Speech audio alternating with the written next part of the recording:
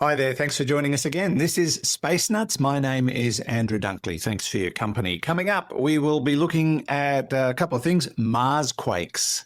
Looks like they're happening at a faster and more furious pace than ever thought. And that's because we can detect them now with much more accuracy. Also, the Parker Solar Probe has made the news again.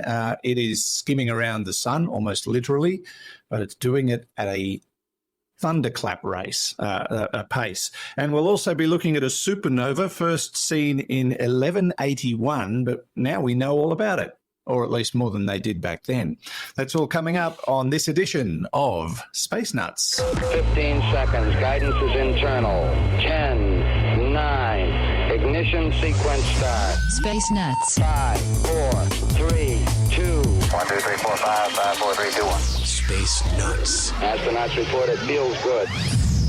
And here again to furnish us with his knowledge, or at least help my son move furniture because he's got a new apartment in Sydney, is Professor Fred Watson, astronomer at large. Hello, Fred. Thanks, Andrew. Just let me know, and yeah, we'll be there helping. Yeah, we're planning the trip down. He hasn't quite got it yet. All the legal stuff, you know. Tell me about deal it. with that first. Yeah, whereabouts is it? What suburb is he in? Campsie, more specifically. A place called Clempton Park, which is very pretty, leafy little suburb. And best of all, he's not on a main road whatsoever, so no traffic. Very hard to do in Sydney. Very hard to do. Yeah. We're quite proud of him because he's managed to do this all by himself in the second most difficult real estate market in the world. Yeah. Which I think's really impressive. It is. So, yes, ladies, he's a catch. Okay. Now, there you go. Well, let your friends know.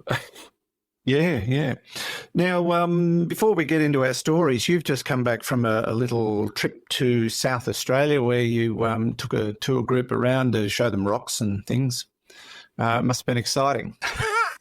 It was a lot more exciting than you made it sound. It was a round trip really. We started off in Adelaide, headed up to Port Augusta, and then to Kubapidi via Woomera, which is a name I've had in my vocabulary since I was about 6, because it was always in the news was Woomera when I was growing up in the 1950s. That this was the spaceport for British rocket tests and all kinds of other things. And it was all happening very much front of mind, very prominent in the media. But I've never been, Andrew. Never visited Woomera until now. And it's worth a look. Look, you would enjoy it too. There's a lot of vintage space stuff there, reminiscent of, I guess, the Kennedy Space Center, but an earlier generation when rocketry was in its kind of, the modern era of rocketry was in its infancy in the post-World War II period. Lots to see, some really interesting aircraft, missiles, rockets, and all the rest of it. Yeah. Is the Australia's first ever rocket still in that chook shed? Probably. I didn't see it's it there somewhere, apparently. Yes, it will be, yeah. But of course, it's still an active site. I think it's the RAAF that operates now. There's the Woomera prohibited area. It's a huge area of South Australia. I don't know how many thousand square kilometres it is, but they still do launches, and people in the area, the station dwellers, station holders, people have got sheep stations and things like that. They get told it every so often, we're going to evacuate you for a day. So, well, they do something. Wow. And it's very secret. So we didn't find out about any of that, but we did talk about the history and it was great. And then... of course, I should mention the reason it's called Woomera is because that's an Aboriginal device to launch a spear. It is. Gives a spear a much greater an reach. Extra kick. A great name. Great name. You met some space nutters too. We did, yes. We followed the path round to places like Williams Creek and Maree. Maree is interesting because it's got a man the Mari Man, which yes, when that's you right. when you see it from the air is an Aboriginal elder probably. He's got a long beard and he's 4 kilometres long, and nobody knows how he got there. But it looks as though it's done by bulldozers or something like that. And Possibly. then down to Arkarula, a place where there's a dark sky park, and to a place called Nilpena. And in fact, the Nilpena Ediacara National Park. Ediacara is the name of the hills in which some very interesting fossils were found some years ago. And these are the fossils of the first animals, basically, the first things that moved around on beds of microbial mats in shallow seas. And we met the chief ranger there, Kim Goya, I think is the way his name is pronounced, who flashed his Space Nuts T-shirt at us as soon as we arrived, which was great. So it was good to see Kim and talk to him. And then a bit further on, we met another space nutcase down on the Murray River. We were at a place called Manham at the time, but we had a lovely dark sky event. All the locals came out and we did some talks, and everybody dressed up in stars and spacey kind of stuff. One of our tour guests came fully clad in an astronaut suit, which apparently needed a pump to keep the air blowing through it so he didn't die. Fantastic stuff. But there we also met Tracy Hill, who's another space nut, and Tracy was very gracious in the fact that she took part in a charity auction, which was to buy a copy of a book called Why is Uranus Upside Down? That had something to do with me. So she paid a handsome price for that. And Tracy, well done. There was a slight mix-up with Tracy's name when the winner was announced. So I had to rewrite the inscription in the book. But it was great to meet Tracy. We had a nice chat. And we'll stay in touch with both Kim and Tracy, because these are people who are passionate about the district they live in and passionate about the things that they can show people. Wonderful. All right. Hello, Kim. Hello, Tracy. And thanks for being Space Nuts followers. They're all over the world. I think, you'd be hard-pressed not to run into one these days, the way things are going. It's fantastic. Nice to be like that, wouldn't it? Yeah. I didn't run into any in China, though, when I was there a few weeks ago. So. Yes, we've never had a question from China, I don't think. But that's right. More than welcome. More than welcome. Yeah. So you're back down to earth now, so to speak, and back to normal for a little while. But Space Nuts continues, and we're going to talk about Marsquakes now. And this is a really interesting story because we have talked about Marsquakes before. And they've been investigating them courtesy of the InSight mission, but now they're starting to come up with numbers that are a little bit bigger than they expected. That's correct. The analysis of this, Andrew, comes from a spacecraft that's no longer operational, our old friend InSight, which was fitted with a seismograph, seismometers, to measure Marsquakes. And the bottom line with this story is that some of the Marsquakes have been misinterpreted, which is easy to do when you're looking at a record of, I guess, little tremors that you don't really have much of a clue with that tremor as to where they come from. We did talk about this recently, actually, because some people said, when you've only got one seismometer, how do you know where these tremors are coming from? And there's various signatures in the tremors that you can interpret as to what the path that these tremors have taken through the through the Martian crust, what that path is. So this is work that has been carried out by scientists at ETH Zurich, which you might know is the university that Einstein attended, and Imperial College London. And I once did a course there, so there you go. It's a common ground for us in the world of astronomy. So these scientists, what they've done is they've essentially made a kind of estimate from the seismic data from InSight as to the global meteorite impacts. And that gives them a number of somewhere in the region, they quote between 280 and 360 meteorites strike the planet each year, forming impact craters greater than 8 meters, which is about 26 feet. So these are impact craters that you could detect from space, with the various Mars orbiting spacecraft. And indeed they have. They've managed to link, and I think this is the crux of the matter, they've managed to link some of the seismic traces with what are obviously newly excavated impact craters, so that you can tell by the color if you're looking down from an orbiting spacecraft and you see something that has a particular color against the red of the Martian dust, you can get a clue as to whether that crater is a new one or not, whether that is the result of a recent impact. And in fact, I think they've been able to tie down some of the seismic traces with a particular new impact feature. So basically, what it means is that I think it's something like 5 times the number of impacts that we thought were hitting the surface is what is now estimated from this new research. And what the conclusion they come to, actually, let me quote Geraldine Zenhuisen from ETH Zurich, who says, the rate was about 5 times higher than the number estimated from orbital imagery alone.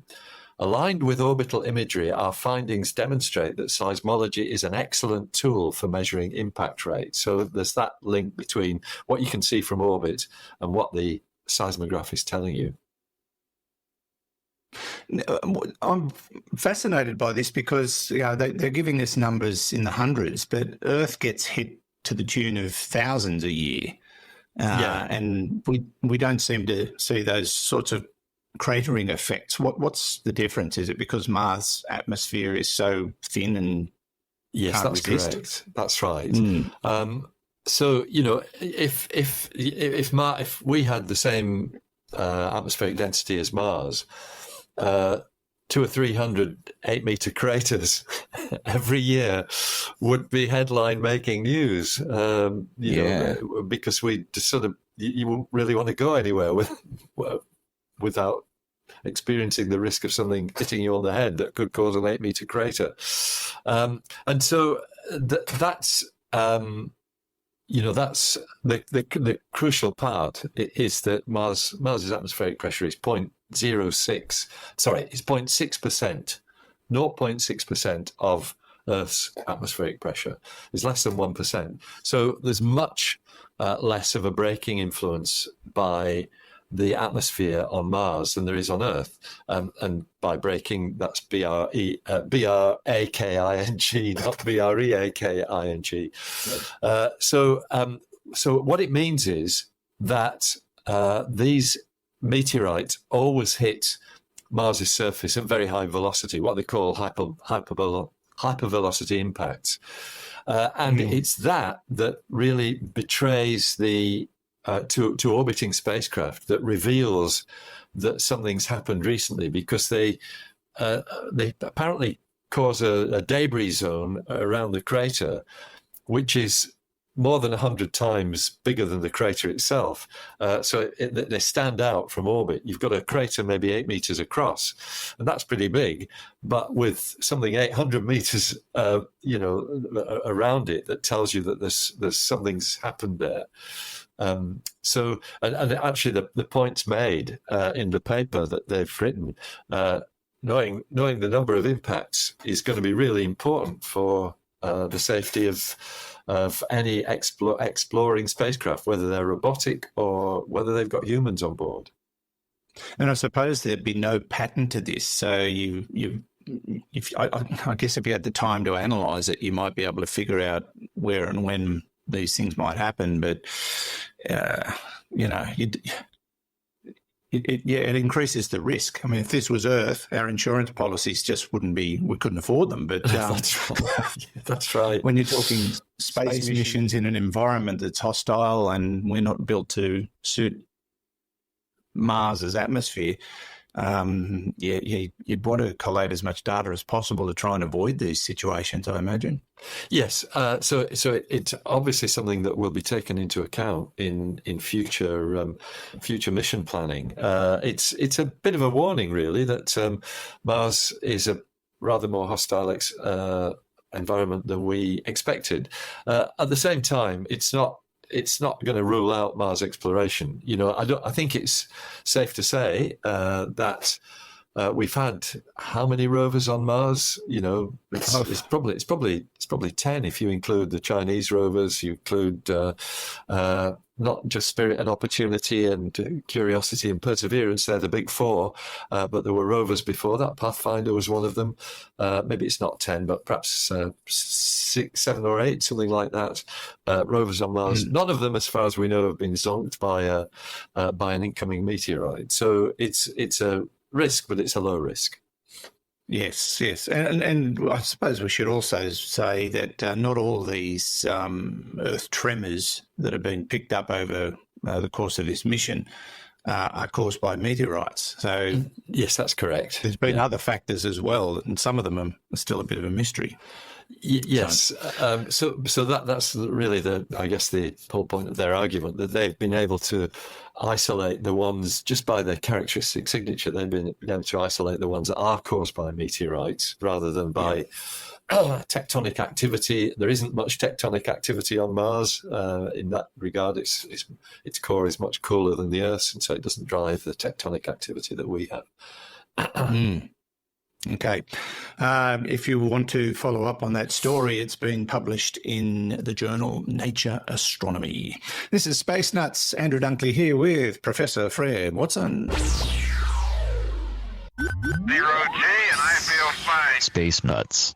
This next story is interesting too, Fred, in that we've been hearing about, well, we've heard about this once before, but it's happened again. The Parker Solar Probe, which is orbiting the sun and has been since, it's been up there for 5 or 6 years, I think, something like that. It's just achieved or equaled a speed record during one of its recent orbits. And we're talking numbers that are just mind-blowing. I mean, hundreds of thousands of kilometres an hour. That's amazing. It is. So the Parker Solar Probe is interesting. It's one we haven't talked about much, but it has been active, as you've said, for some years. It's just completed its 20th close approach to the sun, and that's telling you that this is the spacecraft that comes closest to the sun of all the solar orbiting spacecraft that we have launched. This one is the closest. And in fact, its 20th close approach was on the 30th of June, 2024, not very long ago. Its distance was 7.26 million kilometers from the solar surface. And by that, we mean the photosphere, the bit beyond which you can't see. The sun doesn't have a surface because it's a ball of gas. That's about 4.51 million miles. So it's, in terms of cosmic distances, that is grazing the surface of the sun. It's very, very close. And Kepler's laws tell us that the closer you get to the body that you are orbiting around, the faster your velocity is how it works. And that's why we've got this record speed. In miles an hour, it's 394,736.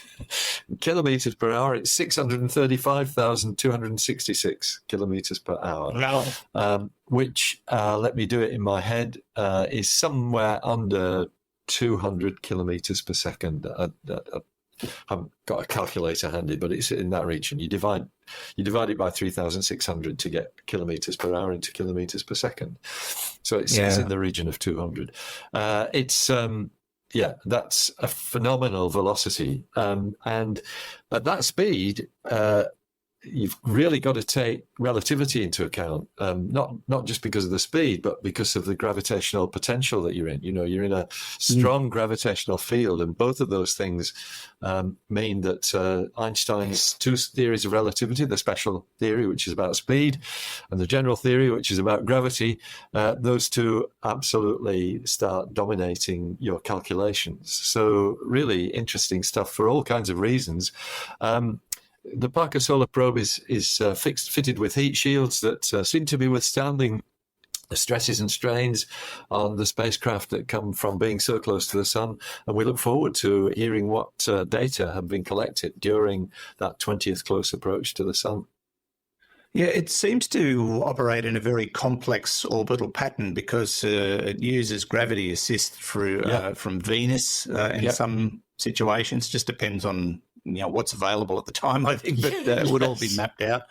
But it will be doing its next pass on the 24th of December, and they expect it will probably crack near 700,000 kilometres an hour in that pass. And that's just unthinkable, isn't it? This has got to be the fastest thing ever. That's right. It's it's not the fastest that was launched, but because it's been wound up by all these gravity assists to push it so near the sun, yes, it probably is the fastest spacecraft ever.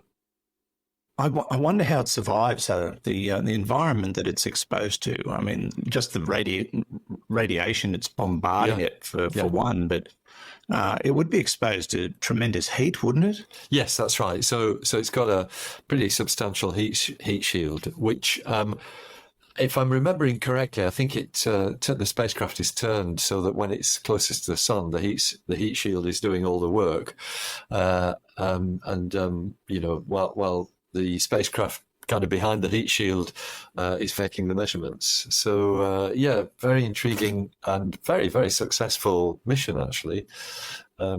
So I think it's got, is it 4 more or 3 more close passes to the sun? I think it's 3 more.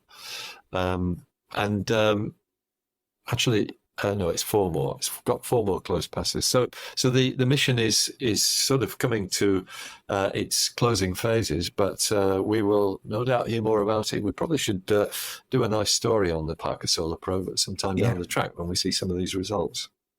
Yeah, I just found it. The final pass will be next year, the 24th flyby of the sun. So its mission comes to an end in 2025. But I mean that's how long it takes to sort of work its way into position to do a pass, because it's going so fast. It can't just sort of stop and go back. It's got to go out and do another lap around whatever. It can do a lap around. Mercury would be involved, I imagine. But it's quite extraordinary. What a fascinating mission. And yes, we should talk more about it when they start releasing some of the data. I guess who knows what they could learn. There's so much we don't know about the sun, which makes it such an interesting thing. And it is the nearest star to our planet. So we can learn a lot about things that are so far away and untouchable just by observing what's right next door. Yeah, Fred, right. Let's get on to our final story. This one I also find intriguing, and this one dates back to the year 1181 when there was a supernova recorded, but we're only now starting to learn more about it. Yeah, that's right. 1181, it's a time we often associate these ancient supernova explosions or observations with Chinese scientists. And in fact, probably the best known is the supernova of 1054, which was observed by Chinese scientists, if I can call them that. They were certainly assiduous observers of the sky. That 1054 supernova is what produced the Crab Nebula, one of the most famous supernova remnants in the sky in the northern constellation of Taurus the Bull. The Crab Nebula is well studied, and in fact we've in the last few months seen some extraordinary images of it from the Webb Space Telescope, James Webb Space Telescope. But this one is different. The supernova of 1181 was recorded. It was recorded throughout Asia, but mostly in Japan. Japan was, again, the home of people who were very, very clever and careful sky watchers. And it's a time, actually, when Japan was at war with as often was the case in past history. It seems to be still the case today. But Japan was at war, and there were records kept of that time, which were put in a kind of it's what's described by our old friend phys.org, which is the website that's carrying this story, described as in diary format. So it's like a journal, I guess, called the Azuma Kagami. I hope I'm pronouncing that correctly, which chronicled what was going on, the events taking place, mostly to do with the war. This was all not very far from modern-day Tokyo, but other things, including this appearance of the new star. They are called guest stars in those ancient texts because they're just a guest in the sky that then goes away. And indeed, there is a note here that this one was also observed in China and Korea as well, and was bright enough to be quite noticeable. It wasn't a daylight supernova, which we think the 1054 one was, but was bright. It's comparable in brightness to the planet Saturn, which is certainly noticeable. It's not the brightest of the planets, but it's up there with the ones that you really do notice in the night sky. Apparently, it was visible for about 180 days, and then dimmed away and was lost. And it took a long time for modern day scientists to find it.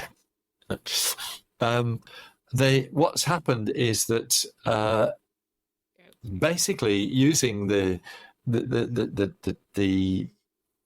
text of this diary record of the supernova, the Azuma Kagami, people have narrowed things down to the constellation of Cassiopeia, which is it's a far northern constellation in the northern sky. We don't see it from certainly from the latitude where I am in Sydney, but so that gave the scientists enough of a clue to look for a remnant from this explosion, and it's quite different from the remnant from the Crab Nebula, which is just like a tangle of material, dust and gas that's obviously got shockwaves propelling through it in all different kinds of directions. This is something quite different.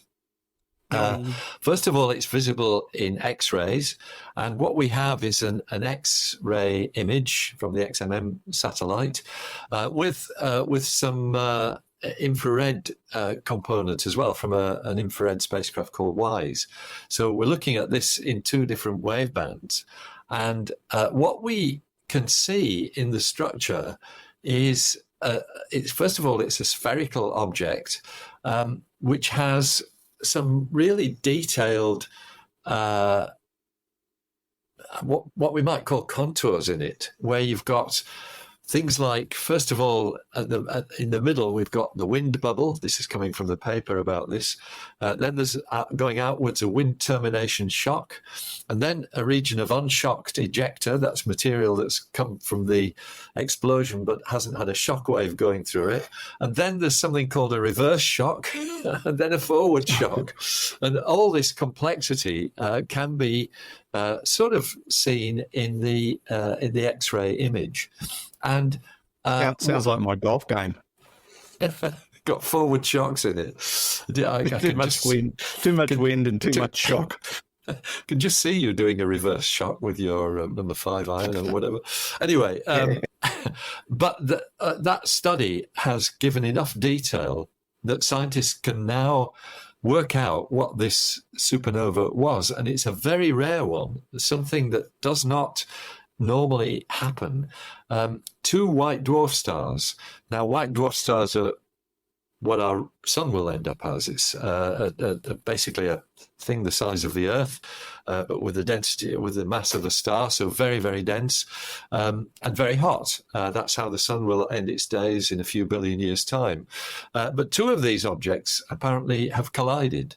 And that's what has caused this very unusual type of supernova. A lot of the work has been done with computer modeling, of course, and analysing the observations. And the rarity is this double shock formation that we've just spoken about, the forward shock and the reverse shock and then the inner shock. And so there is a sort of footnote to the story, though, that comes from these observations.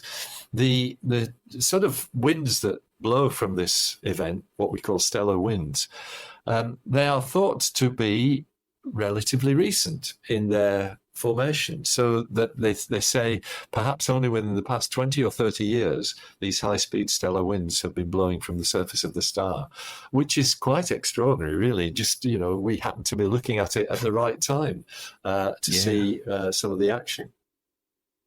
Yeah, indeed. And it's we get very lucky sometimes with observations, but I suppose we could also suggest that these things are happening so regularly.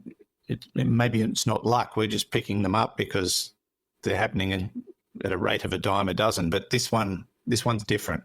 This one's been quite unusual and a very lucky discovery indeed. My hope, Fred, one day is we do get to see one for real in our lifetime. Betelgeuse being the optimum candidate, I suppose. Yeah, that's correct. It's we don't want one too close, Andrew. But yeah, Betelgeuse is about Betelgeuse, or however you pronounce it. It's about 700 light years away, I think, which is it's far enough away that we would certainly see something visible in the daylight sky. It would be very bright, but is not going to be lethal to life on Earth, which a nearer one might be. Yeah. And in recent discussions, we've talked about things that have happened so far away from us that have actually affected our atmosphere. So yes, that's right. It is really mind-boggling to consider that there's so much influence out there that is so far away, and we think we're all safe and well, and we are, but you just always got to consider the possibilities, I guess. That story was published in the Astrophysical Journal, if you're interested in finding out about the SN 1181 supernova. Fred, we've reached the end of the program. Thank you so much. Well, it's a great pleasure, Andrew. It's not a pleasure to have reached the end, but it's always a pleasure to talk about these things. The end is nigh. Yes, that's no right. problem. We'll see you on the next episode. Sounds good. Thanks very much, Andrew. Take care, and we'll speak soon. Fred Watson, astronomer at large. And thanks for listening. Don't forget to follow us on social media, or if you're on YouTube, hit the subscribe button. And don't forget to visit our website, spacenutspodcast.com. Oh, and thanks to Hugh in the studio, who couldn't be with us today. But all the best to his wife, who's dealing with some medical issues, as we all are when we reach this age. And from me, Andrew Dunkley, thanks for your company. See you on the next episode of Space Nuts. Bye-bye. Space Nuts. You've been listening to the Space Nuts podcast. Mission complete, Houston. Available at Apple Podcasts, Spotify, iHeartRadio, or your favorite podcast player. You can also stream on demand at Bytes.com. This has been another quality podcast production from Bytes.com.